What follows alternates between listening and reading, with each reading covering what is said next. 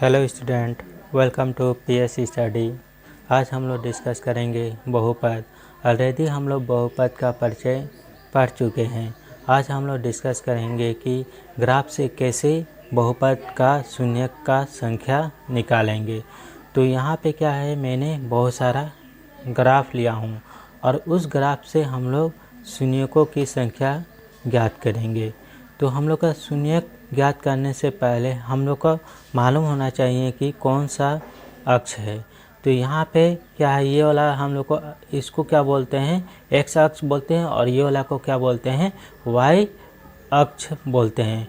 तो यहाँ पे क्या होता है कि कोई भी लाइन जब एक्स अक्ष पे प्रतिच्छेद करता है तो हम लोग उसको शून्यक बोलते हैं। क्या बोलते हैं? शून्यक बोलते हैं। तो इस कंडीशन में कितना बिंदु पे प्रतिच्छेद किया है? 2 बिंदु पे प्रतिच्छेद किया है। तो इसलिए इसका शून्यकों की संख्या कितना हो जाएगा? 2 हो जाएगा। और यहाँ पे इस कंडीशन में क्या हो जाएगा, कितना शून्यक होगा? एक भी बिंदु पे क्या नहीं किया है, प्रतिच्छेद नहीं किया है। कहाँ पे नहीं किया है? एक शब्द के ऊपर में प्रतिच्छेद नहीं किया है। तो इसलिए इस कंडीशन में जो शून्यक की संख्या होगा वो क्या होगा? 0 होगा। और यहाँ पे क्या हो रहा है, शून्यक की संख्या कितना होगा? सिर्फ 1 होगा। एक बिंदु पे क्या हो रहा है, ये प्रतिच्छेद किया है। तो एक बिंदु पे प्रतिच्छेद किया है, तो इसलिए इसका शून्यक की संख्या क्या होगा? 1 होगा। और यहाँ पे क्या हो रहा है, 1 2 3 4 कितने बिंदुओं पे प्रतिच्छेद किया है? 4 बिंदुओं पे प्रतिच्छेद किया है। तो इसलिए यहाँ पे क्या होता है, शून्यकों की संख्या कितना होगा? 4 होगा। तो हम लोग यहाँ से क्या समझे, कोई भी बहुपद दिया रहेगा ग्राफ में, और उस ग्राफ में जो एक्स अक्ष के ऊपर में जितना बिंदु पे प्रतिच्छेद करेगा वही हम लोग का क्या होगा, शून्यक का मान निकालेंगे, माने शून्यक बोल सकते हैं। अब हम लोग डिस्कस करेंगे शून्यकों तथा गुणांकों के बीच का संबंध के बारे में। तो ये हम लोग का संबंध कैसे पढ़ेंगे? तो ग्राफ से शून्यक की संख्या कैसे निकालते हैं ये हम लोग जान चुके हैं। अब हम लोग बहुपद का शून्यकों और गुणांकों में संबंध के बारे में हम लोग जानेंगे। तो क्या होता है कि हम लोग का बहुपद में हम लोग का क्या होता है, बहुत प्रकार का होता है। रैखिक बहुपद, द्विघात बहुपद, त्रिघात बहुपद। तो हर बहुपद का क्या होता है, व्यापक रूप होता है। तो रैखिक बहुपद का जो व्यापक रूप है वो क्या है, ax + b। और उसका जो शून्यक होगा, जो शून्यकों के साथ में गुणांकों का संबंध बनता है वो कितना बनेगा? सिर्फ एक ही बनता है। और वो क्या संबंध बनेगा? -b/a। और यहाँ पे हम लोग का माइनस क्या है, हम लोग का फॉर्मूला में है। और यहाँ पे b का मतलब क्या होता है, इस b का मतलब क्या होता है, अचर पद। और यहाँ पे a का मतलब क्या हो गया, x का गुणांक। और अगर हम लोग एक उदाहरण के तौर पे देखेंगे तो PS हम लोग कोई भी एक PS हम लोग बहुपद ले लेंगे 2x + 3। और इसको हम लोग जब सॉल्व करेंगे तो हम लोग का क्या निकला, x = -3/2। और ये जो हम लोग का शून्यकों का साथ में ये जो हम लोग आंसर जो उत्तर निकला है उस उत्तर को हम लोग क्या कर सकते हैं, संबंध के साथ में भी कंपेयर कर सकते हैं। तो यहाँ पे क्या हो रहा है, माइनस हम लोग का ऑलरेडी माइनस दिखाई दे रहा है। और 3, तो यहाँ पे b का जगह में कितना है, 3 है। तो इसके हिसाब से जो यहाँ पे अचर कितना है, 3 है। तो इसलिए हम लोग 3 लिखे हैं। और a का जगह में हम लोग क्या लिखे हैं, 2। मतलब a क्या है, ये जो हम लोग का जो a क्या है, x का गुणांक है। तो इसी तरह यहाँ पे 2 क्या है, x का गुणांक है। तो इस तरह हम लोग उसका संबंध को जांच कर सकते हैं। अब हम लोग डिस्कस करेंगे द्विघात बहुपद। तो द्विघात बहुपद में कितना संबंध होगा, 2 संबंध होगा। रैखिक बहुपद में कितना संबंध हुआ था, 1 हुआ था। द्विघात बहुपद में कितना संबंध होगा, 2 होगा। और इसके बाद त्रिघात बहुपद में कितना होगा, 3 होगा। कितना होगा, 3 होगा। तो द्विघात बहुपद का जो व्यापक रूप होता है वो क्या होता है, ax² + bx + c = क्या होगा, 0। और यहाँ पे हम लोग क्या होता है, जो द्विघात बहुपद का जो शून्यकों का संख्या कितना होगा, 2 होगा। जब 2 होगा तो हम लोग एक पकड़ लेंगे कि अल्फा और बीटा क्या है, हम लोग का शून्यक है। क्या है, शून्यक है। तो यहाँ पे द्विघात बहुपद में क्या होता है, दो संबंध बनता है। एक होता है शून्यकों का योग और दूसरा क्या बनता है, शून्यकों का गुणनफल। तो पहले हम लोग योगफल, शून्यकों का योगफल जानेंगे। तो यहाँ पे योगफल का योग का मतलब क्या होता है, plus alpha plus beta equal to क्या होता है, माइनस बी बाई ए, और इक्वल टू यहाँ पे माइनस मैंने फार्मूला ही लगा दिया हूँ। इसके बाद बी का मतलब क्या होता है, एक्स का गुणांक, और एक्स स्क्वायर का मतलब क्या हो गया, एक्स स्क्वायर का गुणांक। जो ए कहाँ से लिए हैं हम लोग, एक्स स्क्वायर का गुणांक है, और बी किसका गुणांक है, एक्स का गुणांक है। हम लोग इस बहुपद से हम लोग कंपेयर कर सकते हैं। और जो दूसरा मतलब होता है गुणा, तो यहाँ पे दो शून्यक है। क्या शून्यक है, अल्फा इंटू बीटा। तो अल्फा बीटा क्या है, शून्यक है, और बीच में क्या है, गुणा है।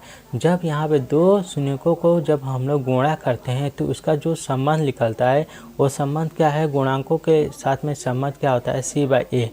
और सी क्या है, आपका अचर है, और ए क्या है, एक्स स्क्वायर का गुणांक है। अब हम लोग डिस्कस करेंगे त्रिघात बहुपद। तो त्रिघात बहुपद क्या होता है कि हम लोग का उसका व्यापक रूप दिया गया है, A X cube plus B X square plus C X plus D, और हम लोग अल्फा बीटा गामा क्या ले लेंगे, उसका शून्यक ले लेंगे। तो इसमें हम लोग का कितना संबंध मिलेगा, तीन संबंध मिलेगा। पहला क्या है, X plus B beta plus, तो यहाँ पे अल्फा बीटा गामा क्या हो गया, शून्यक हो गया। और उस शून्यकों से हम लोग का कितना संबंध मिलेगा, तीन संबंध मिलेगा। पहला संबंध क्या है, alpha plus beta plus gamma equal to minus B by ए।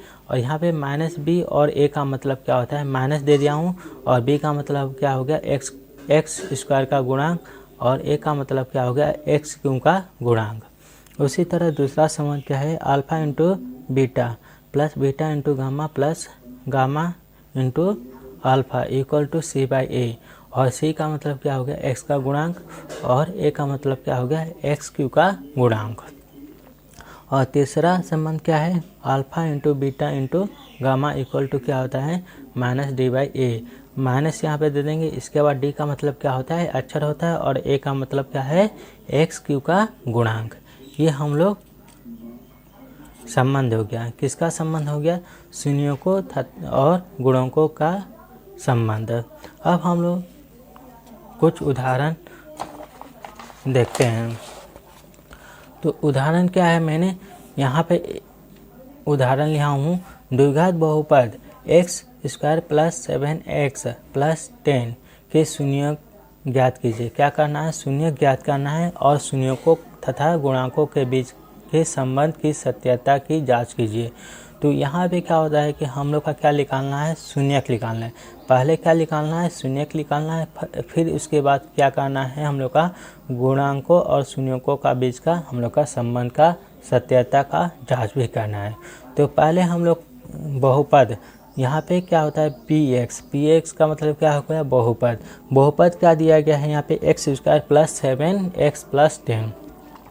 तो जब हम लोग कोई भी शून्यक तथा शून्यक दिया रहेगा तो ये इसका मतलब हम लोग समझ जाएंगे कि बहुपद इक्वल टू 0 होता है।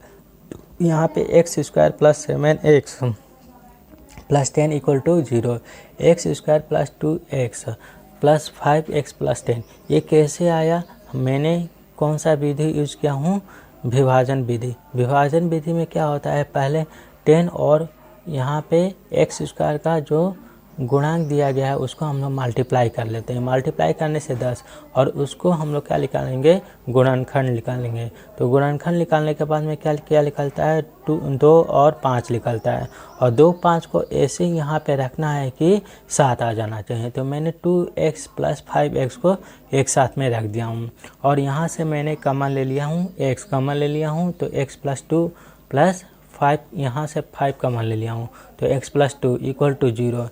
अब यहाँ से दोनों में से कॉमन क्या है, x प्लस 2 क्या है, कॉमन है, x प्लस 2 कॉमन है, और यहाँ पे ब्रैकेट के अंदर में जो बच गया उसको रिमेनिंग हम लोग लिख देंगे। तो यहाँ पे x और यहाँ पे क्या है प्लस 5, उसको लिख देंगे इक्वल टू 0। अब इसके बाद यहाँ पे x प्लस 2 इक्वल टू 0, और इसको सॉल्व करेंगे तो x इक्वल टू क्या होगा, -2 हो जाएगा, और यहाँ पे क्या हो जाएगा, x प्लस 5 इक्वल टू 0, और x इक्वल टू -5। तो यहाँ पे हम लोग का जो शून्यक मिला है वो क्या क्या शून्यक मिला है, -2 और -5।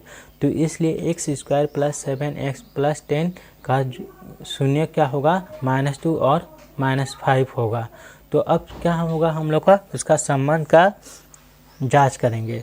तो शून्यकों का योग इक्वल अल्फ़ा प्लस बीटा, हम लोग अल्फ़ा बीटा हम लोग शून्यक पकड़ लिए हैं। तो एक्चुअली में हम लोग का शून्यक निकल गया है, -2 और -5 हम लोग निकल चुका है। तो -2 प्लस यहाँ पे -5 है, तो प्लस माइनस क्या हो जाता है, माइनस हो जाता है। और यहाँ पे भी माइनस, यहाँ पे भी माइनस है। -2 और -5 इक्वल टू कितना हो जाएगा, -7 हो जाएगा। और इसके साथ में हम लोग का गुणांकों का संबंध में भी जाएंगे तो माइनस तो हम लोग का फॉर्मूला में है, और b का मतलब क्या होता है, 7 होता है। यहाँ पे b का मतलब कितना हुआ, 7 हुआ। अब a का मान कितना है, 1 दिया, तो 7/1, और इसको हम लोग करेंगे तो -7। और यहाँ पे हम लोग क्या देख रहे हैं, दोनों बराबर है। उसी तरह हम लोग नेक्स्ट गुणनफल में देखेंगे। तो शून्यकों का गुणनफल इक्वल टू क्या होता है, उसका फॉर्मूला जो है c/a। और यहाँ पे गुणनफल क्या है, -2 × -5 इक्वल टू कितना है, 10/1। तो यहाँ पे 10 मैंने क्या लिखूँ, c का जो वैल्यू है, यहाँ पे c का वैल्यू कितना है, 10, और a का वैल्यू कितना है, 1। और यहाँ पे -2 और यहाँ पे -5 दोनों को मल्टीप्लाई करेंगे तो माइनस माइनस कैंसिल हो जाएगा, तो क्या बचेगा, 10, और यहाँ पे इक्वल टू 10। तो इसका मतलब क्या है, ये सत्य है। जब ये सत्य है तो ये इसका मतलब हम लोग क्या बोल सकते हैं, शून्यकों तथा गुणांकों का बीच के संबंध की सत्यता है। और हम लोग यहाँ से क्या क्या सीखे, कैसे शून्यक निकालते हैं और कैसे जांच करते हैं, ये हम लोग इसमें डिस्कस किए हैं। अब हम लोग प्रश्नावली 2.2 को सॉल्व करेंगे नेक्स्ट क्लास में। तो आज के लिए इतना ही, धन्यवाद।